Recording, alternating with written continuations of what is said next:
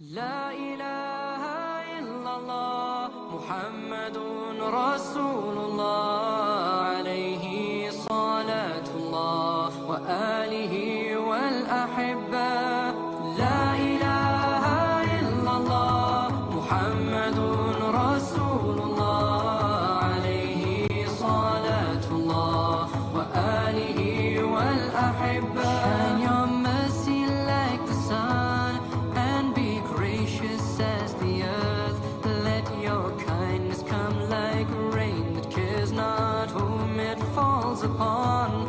And let ocean deep your wisdom be, your heart a lantern spreading peace. Give yourself in love of him, be like Al-Habib.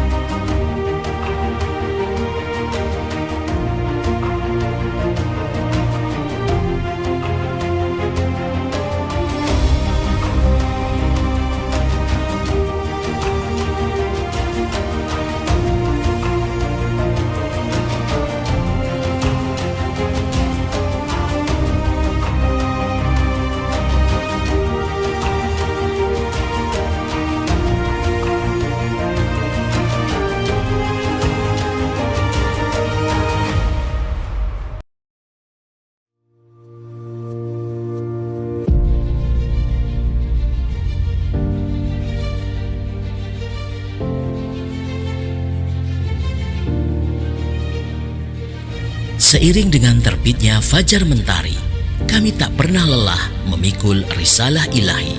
Kami jelajahi Nusantara, mengetuk pintu-pintu masjid, membersamai para jamaah Jum'ah, menyibak segala peristiwa yang syarat dengan polusi kemunafikan yang beredar telanjang bulat di depan mata.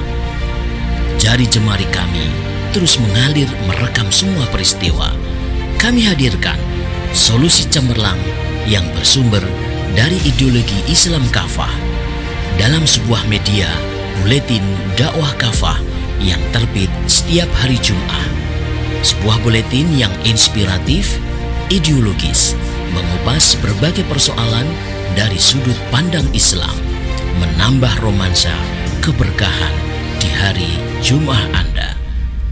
Selamat menyaksikan bedah buletin dakwah kafah bersama saya, Indra Fakhrudin, Direktur Rumah Inspirasi Perubahan, hanya di YouTube channel Rumah Inspirasi Perubahan. Bismillahirrahmanirrahim. Warahmatullahi wabarakatuh. Alhamdulillah wa kafa, salatu wassalamu ala rasulillahil mustafa wa ala alihi wa sahbihi wa man wafa. La hawla wa la quwwata illa billahil aliyil azim. Allahumma inna nas'aluka ilman nafi'a wa rizqan tayyiba wa amalan mutaqabbala. Allahumma faqihna fid din wa alimna ta'wil. Allahumma anta rabbuna farzuqnal istiqamah. Amma ba'du, alhamdulillah, syukuran ala ni'amillah, para pemirsa YouTube channel Rumah Inspirasi Perubahan, rahimani wa rahimakumullah. Kita patut bersyukur pada Allah Subhanahu wa taala kembali di Jumat sore yang penuh barokah ini insyaallah di 28 Rajab 1445 Hijriah bertepatan dengan 9 Februari 2024. Allah masih izinkan kita dan Al-Fakir masih bisa hadir membersamai para pemirsa di bedah buletin dakwah kafah edisi 331. Kami selalu berdoa pada Allah, semoga para pemirsa semuanya dalam kondisi sehat, dalam kondisi terus bersemangat, dalam ketaatan, terutama berjuang demi tegaknya kehidupan Islam. Baik para pemirsa yang baru saja hadir di YouTube channel Rumah Inspirasi Perubahan, jangan lupa untuk subscribe terlebih dahulu, hidupkan lonceng notifikasinya, dan silahkan memberikan komentar yang positif berkenaan dengan topik yang akan kita bahas pada sore hari ini. Hari ini adalah hari yang cukup bersejarah bagi umat Islam, bertepat dengan 28 Rajab ya.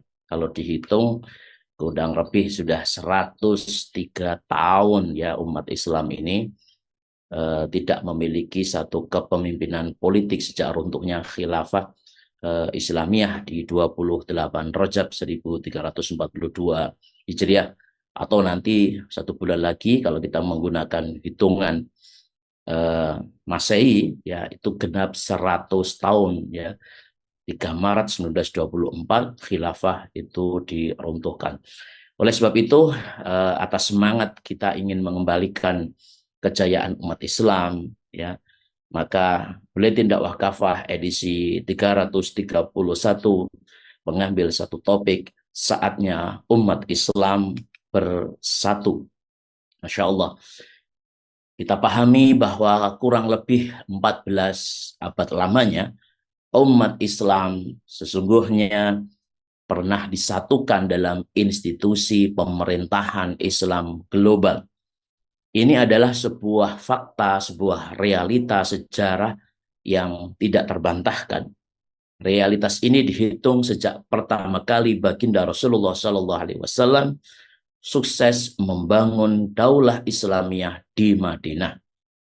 Kemudian dilanjutkan dengan era Khulafaur Rasyidin, era Khilafah Umayyah, kemudian era Khilafah Abbasiyah, dan yang terakhir adalah era Khilafah Utsmaniyah.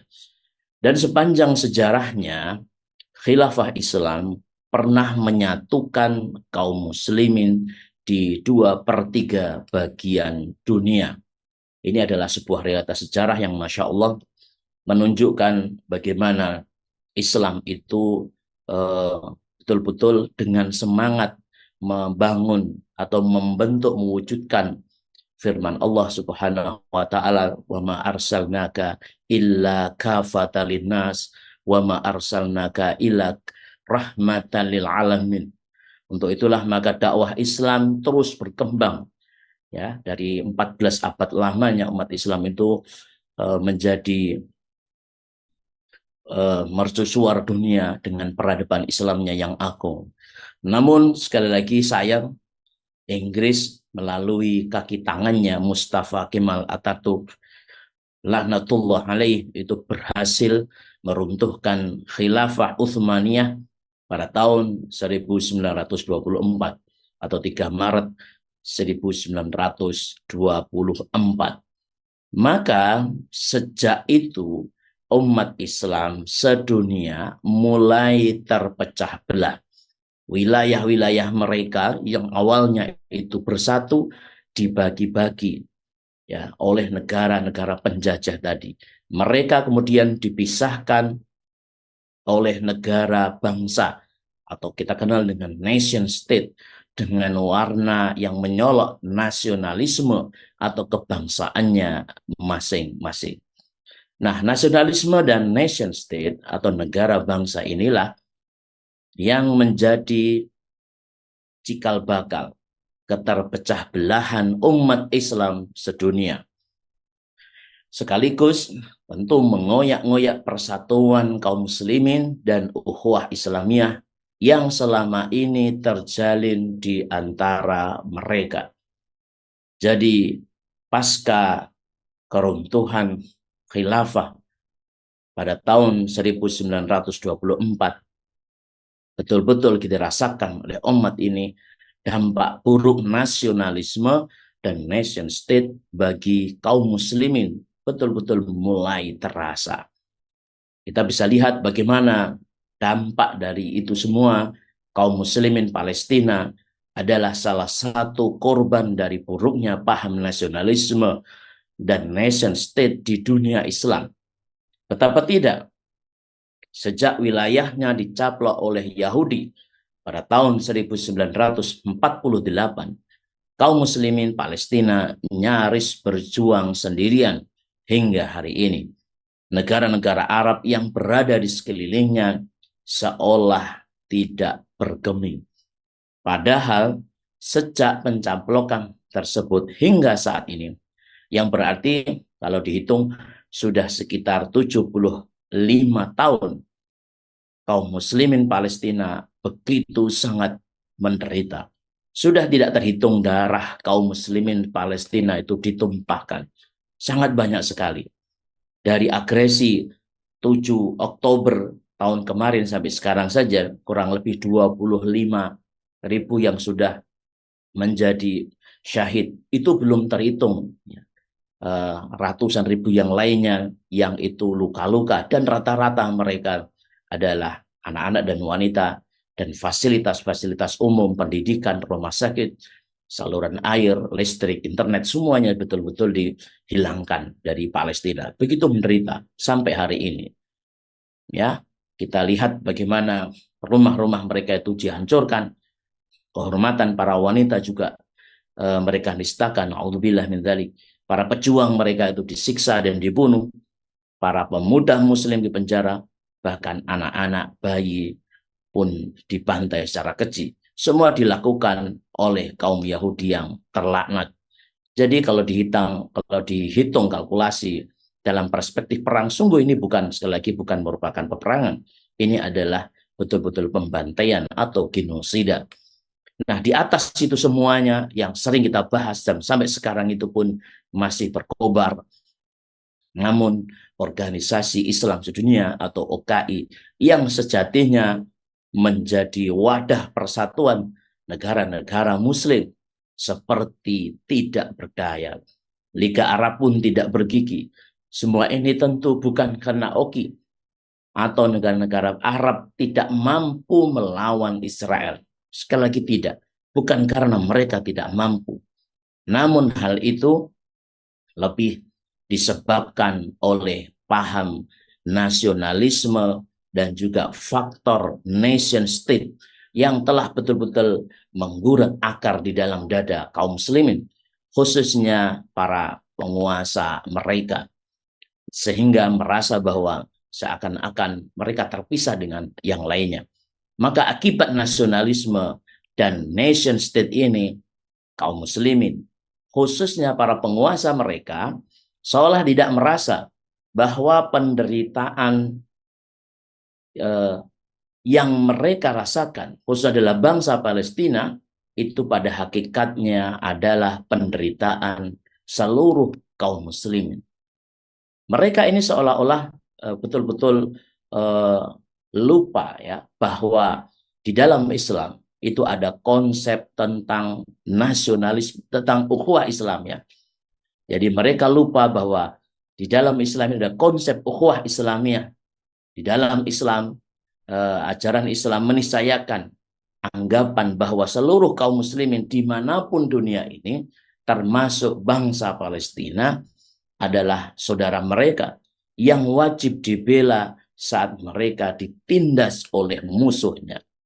Ini adalah sebuah keniscayaan yang ada dalam diri kaum muslimin, bahwa dalam kaum muslimin ukhuwah Islamiyah, yaitu ikatan akidah Islamiyah, itu yang menjadi pengikat mereka, bukan karena batas-batas negara, batas-batas geografis yang sengaja itu diciptakan oleh penjajah.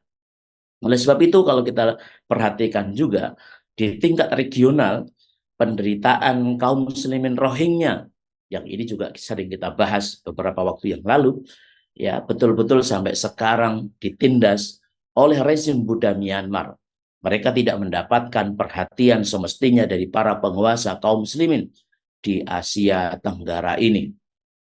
Sampai hari ini, sehingga malah diopinikan mereka itu akan melakukan tindakan-tindakan yang membahayakan. Saya kira ini sesuatu opini, fakta yang tidak tepat. Begitu juga kalau kita tengok dari fakta kekinian di dalam negeri sendiri, di tanah air ini, ukhuwah Islamiyah tampak masih belum cukup kuat dan juga mudah goyah. Di momentum pemilu dan pilpres seperti saat ini, misalnya masih sering memunculkan konflik horizontal, khususnya di akar rumput. Mereka betul-betul sudah buta ketika mereka sudah punya satu paslon idaman, seakan-akan mereka sudah melupakan ukhuwah Islamiyah.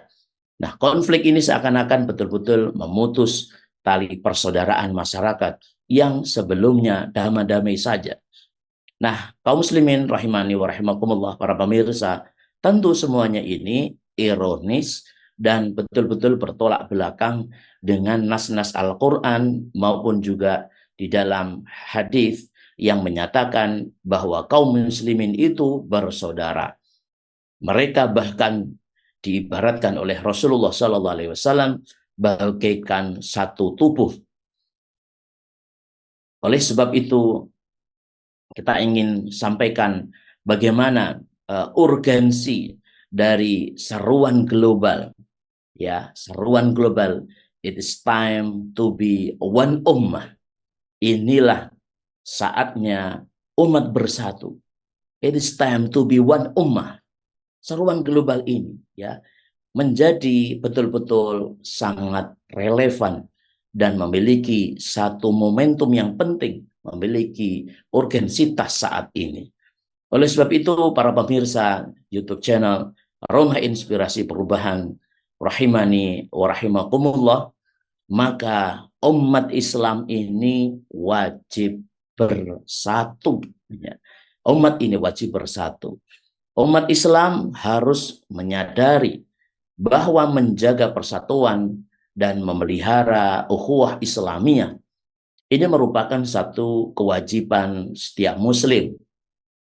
Karena itu lalai atau bahkan merusak jalinan persatuan umat dan juga ukhuwah Islamiyah adalah dosa, sebagaimana meninggalkan bentuk kewajiban-kewajiban yang lainnya.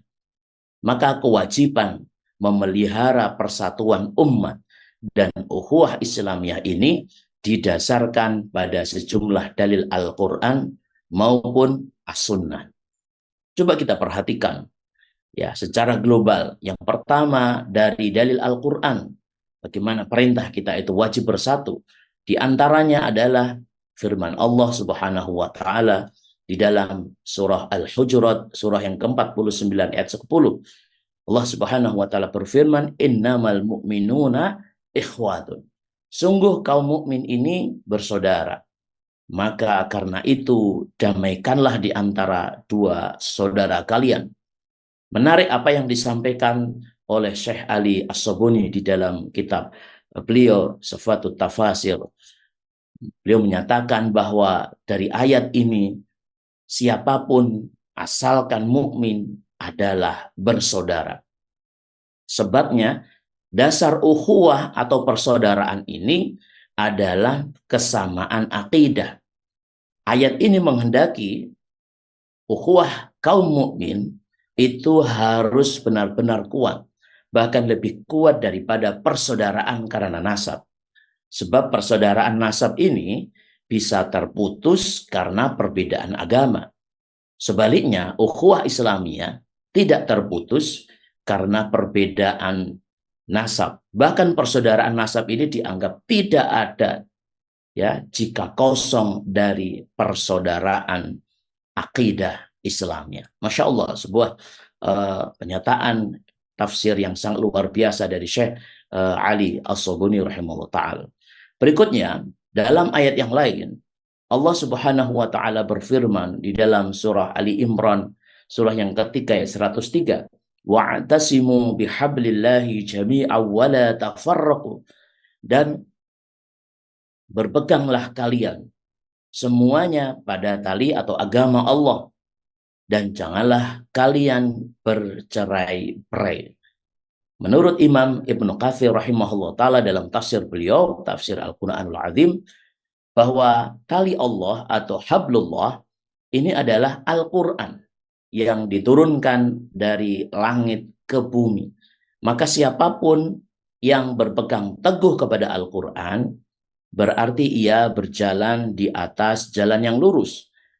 Ayat tersebut merupakan perintah Allah Subhanahu wa taala kepada mereka untuk berpegang pada al-jamaah, yakni persatuan, dan melarang mereka dari tafarruq, yakni bercerai-berai. Nah, dari sini terang sekali bahwa ketercerai-beraian tersebut disebabkan Islam tidak dijadikan sebagai pegangan dalam pengaturan kehidupan. Masya Allah, sangat terang benderang apa yang disampaikan oleh Imam Ibnu Katsir rahimahullahu ta'ala.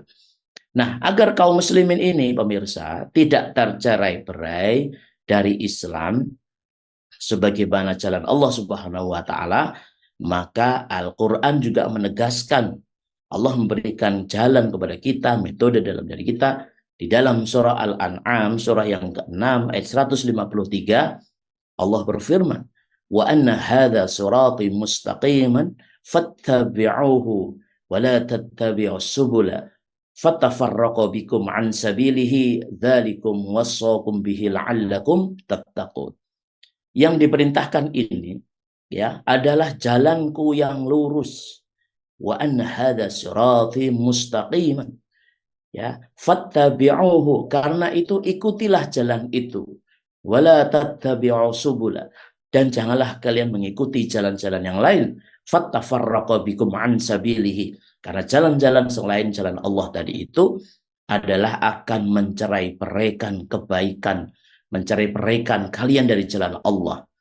Yang demikian adalah diperintahkan Allah kepada kalian agar kalian itu bertakwa.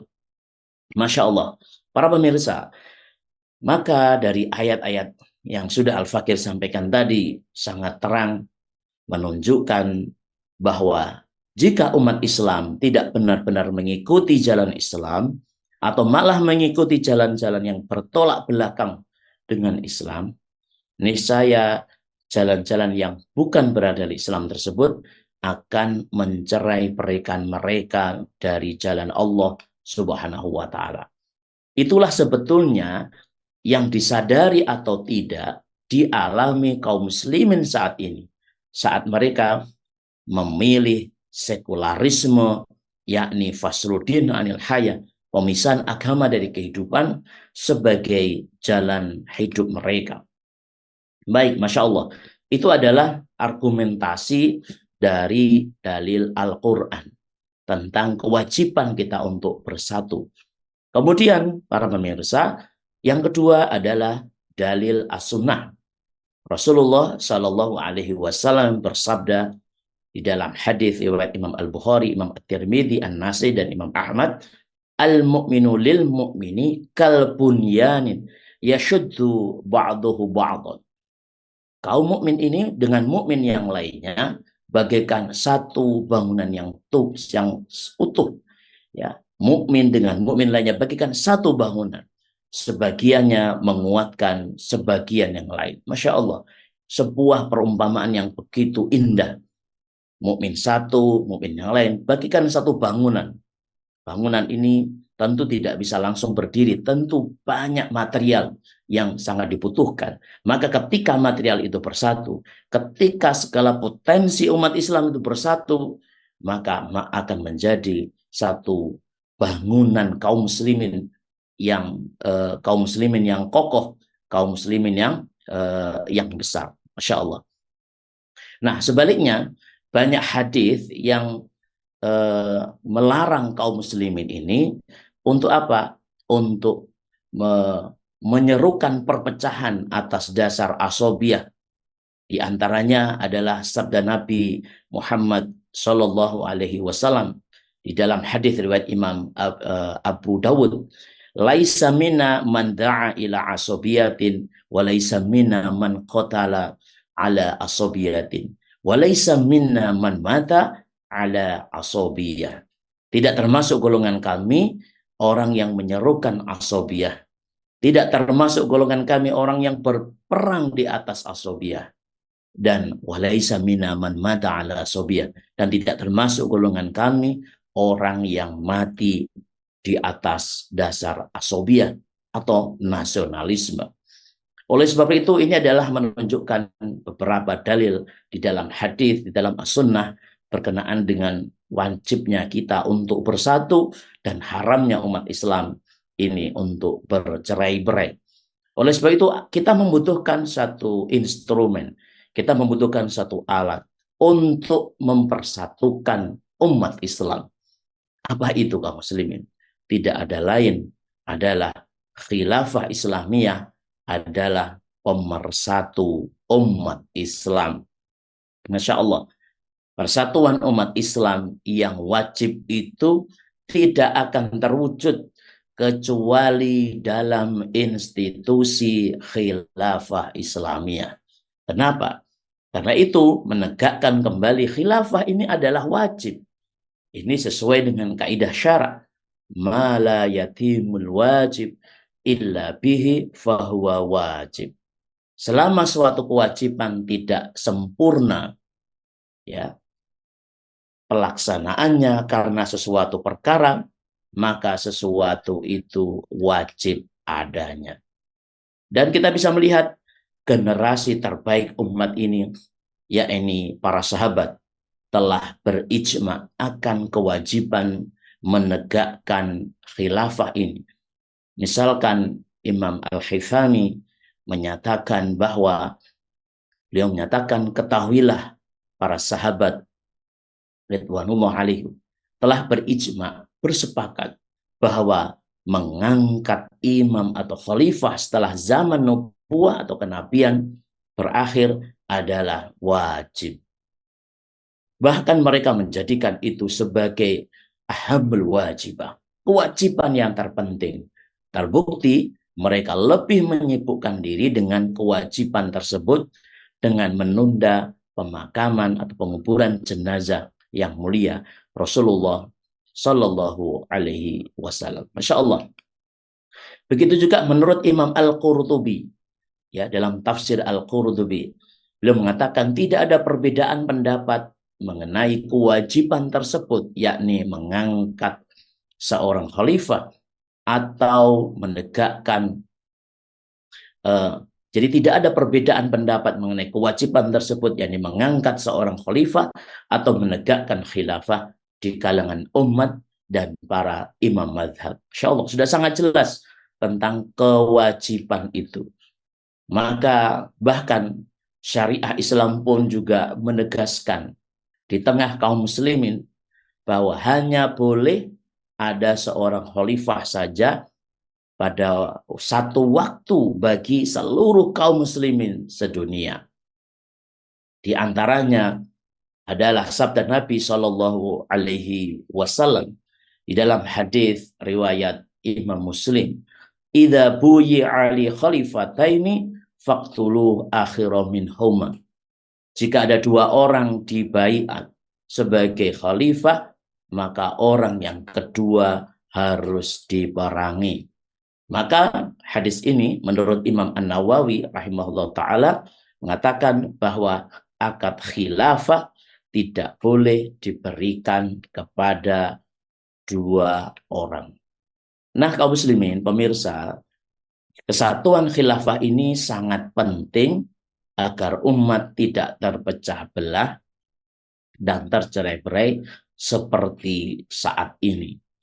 Dr. Mustafa Hilmi dalam kitabnya Nidhamul Khilafah fil Islam Al-Islami, beliau menyatakan bahwa persatuan umat ini mengharuskan mereka dihimpun dalam satu sistem pemerintahan, yaitu khilafah. Masya Allah, sangat jelas. Maka ingin kita tegaskan sebagai penutup lebar Buletin Dakwah Kafah ini, bahwa penegakan khilafah dan pengangkatan seorang khalifah merupakan satu kunci pemenuhan berbagai kemaslahatan umat manusia sedunia. Dan khilafah juga menjadi salah satu pilar penting di dalam Islam.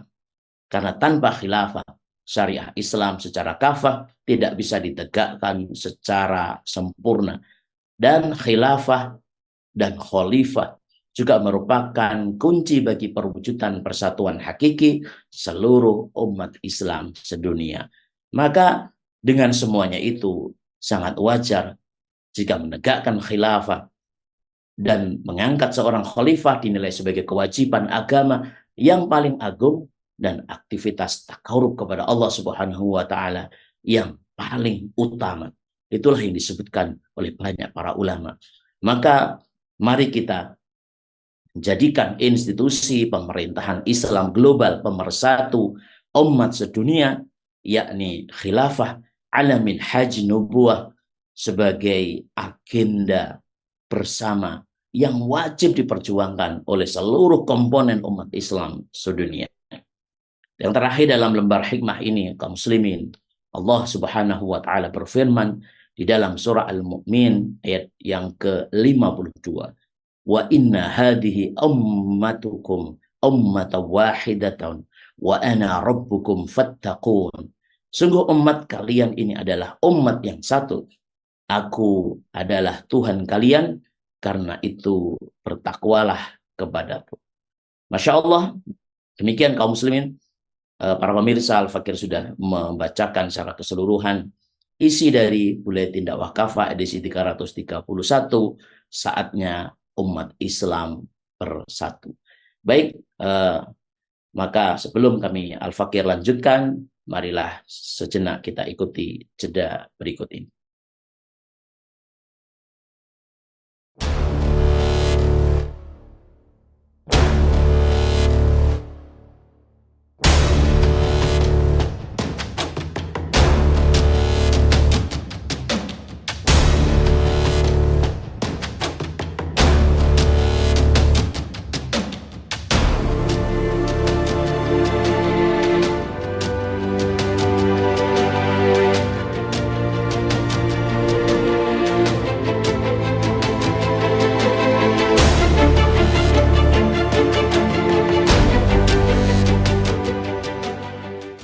It is time to be one ummah. It is time to be one ummah. Masya Allah, Alhamdulillah, kaum muslimin yang dicintai Allah, para pemirsa YouTube channel Rumah Inspirasi Perubahan rahimani wa rahimakumullah. Menarik sekali pembahasan kita pada sore hari ini, ya, sebagai sebuah refleksi penting di akhir bulan Rajab ini. Karena bulan Rajab ini banyak kali peristiwa yang monumental di dalam sejarah peradaban Islam. Salah satunya kemarin bersama-sama kita memperingati satu momentum Isra Mi'raj Nabi Muhammad SAW. Dan ini kalau kita juga kaji, ya, di dalam materi sebelumnya yang juga dikaitkan dengan bagaimana kita menjaga Masjidil Aqsa, karena peristiwa Isra dan Mi'raj tidak bisa dilepaskan dari peristiwa dari satu tempat yang sangat dimuliakan oleh Allah, yaitu Masjidil Aqsa. Namun dari peristiwa Isra dan Mi'raj ada satu ibrah penting pada saat itu, ketika Allah Subhanahu wa taala memberikan satu hiburan, dan hiburan itu berisi sebuah janji dan peristiwa politik penting. Ya, bagaimana baginda Rasulullah SAW ketika menghadapi tekanan dakwah, monsterisasi dakwah pada saat itu yang beliau lakukan, mental, spiritual, dan juga fisik yang dilakukan oleh orang-orang Quraisy. Namun disitulah Allah memberikan satu hiburan, memberikan satu janji berupa mukjizat, bahwa dalam peristiwa itu Rasulullah SAW akan diangkat, akan diberikan janji, ditunjukkan bagaimana beliau akan diangkat sebagai pemimpin pengganti dari Bani Israel. Karena memang Bani Israel ini sudah tidak amanah lagi ketika diamanai oleh Allah untuk membawa risalahnya itu. Bahwa memang sudah waktunya Rasulullah SAW menggantikan risalah-risalah yang sudah mereka itu rusak. Sama juga dengan hari ini. Ketika umat Islam hari ini mengalami hari-hari kesedihan 100 tahun umat atau dunia ini tanpa khilafah. Bukan hanya umat Islam, tapi dunia betul-betul mengalami kenestapaan karena tidak ada pelindung mereka, tidak ada pengayom mereka. Maka kita berharap 100 abad ini dengan momentum Isra Mi'raj kemarin, spirit Isra dan Mi'raj, maka Allah Subhanahu wa taala sebenarnya sudah memberikan janji kemenangan, yaitu khilafah Islamiyah. Thumma takunu khilafatan ala minhajin nubuwah. Itu adalah sebuah kabar gembira dari baginda Rasulullah Shallallahu Alaihi Wasallam. Maka seharusnya ini menjadi semangat spirit bagi kita bahwa it's time to be one ummah. Inilah saatnya umat itu kembali bersatu. Kita sudah cukup rasanya 1 abad ini, 100 tahun atau 103 tahun ini ya hidup tanpa khilafah. Semoga di dalam apa yang kita sampaikan khususnya di dalam kesempatan sore hari ini betul-betul memberikan satu pelajaran, membuka pintu hati kita ya supaya umat ini paham, dan khususnya penguasa negeri-negeri kaum muslimin yang mereka itu secara kewajiban itu lebih tinggi karena mereka memiliki kemampuan untuk mewujudkan itu. Tapi kita sebagai umat Islam harus terus mendorong ya terbentuknya sebuah kesadaran. Yang kita butuhkan sebenarnya tinggal kesadaran saja, terjadinya satu perubahan berpikir. Baik, saya kira demikian. Saya Al-Fakir sampaikan jazakumullahu khairan ahsanal jazak kepada seluruh pemirsa yang sudah hadir di Bedah Buletin Dakwah Kafah edisi 331 ini. Jangan lupa di-share ya kajian kita dan juga Buletin Dakwah Kafah. Jangan lupa untuk di-share ke saudara-saudara yang lainnya pada kaum muslimin. Saatnya umat Islam bersatu dalam naungan khilafah Islamiyah. It is time to be one ummah. Baik, semoga Allah Subhanahu wa taala bisa mempertemukan kita di Jumat sore yang akan datang yang lebih baik. Mohon maaf apabila ada beberapa hal yang kurang berkenan. Al-afu minkum, subhanakallahumma bihamdika, asyhadu an la ilaha illa anta, astaghfiruka wa atubu ilaih. Wassalamualaikum warahmatullahi wabarakatuh.